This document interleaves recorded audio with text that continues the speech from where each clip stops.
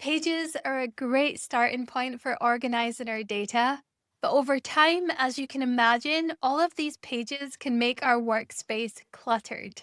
This is where databases come in. Databases are collections of pages stored in a structured container. Think of them as smart folders that group related pages together, allowing you to view and organize information in multiple ways. So you can filter, sort, share, collaborate, and even connect related databases for the easy flow of information. Now, there are a few ways that you can add databases in your workspace. They are considered both a page and a content block type, similar to pages.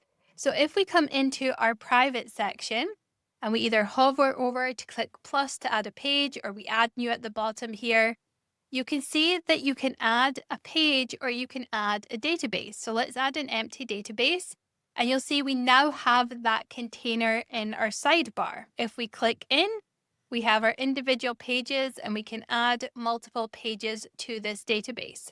So that's one way to add a database. The other way is to do it directly from a page. So if we do /database, you'll see a large number of items show up here. I don't want you to worry about these for now. We can always customize the database once it has been added.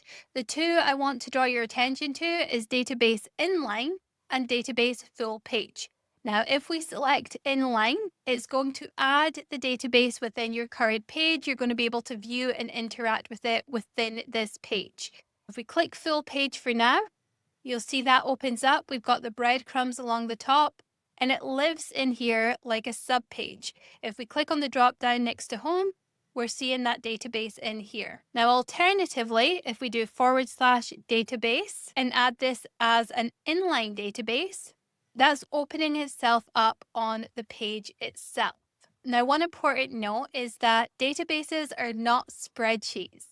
This is a common misconception that can create a lot of confusion when you're first starting out with Notion. While databases visually look quite similar to spreadsheets, they work completely differently. In a spreadsheet, each cell contains separate data. In Notion databases, each row represents a single page, like so. You can hover over to open these pages up and then add content to the page using our / to bring up our various content blocks. If I close that for now, you'll see that we can add different properties to our database, and all of the properties in that row belong to that individual page. They are not individual cells. Now, to begin this section on databases, our first action step is to create a database on the My Home page in your private section.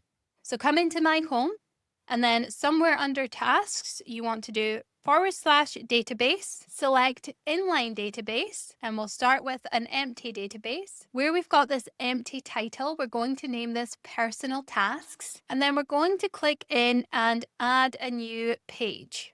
And we're going to call this Create Personal Task Database. Perfect.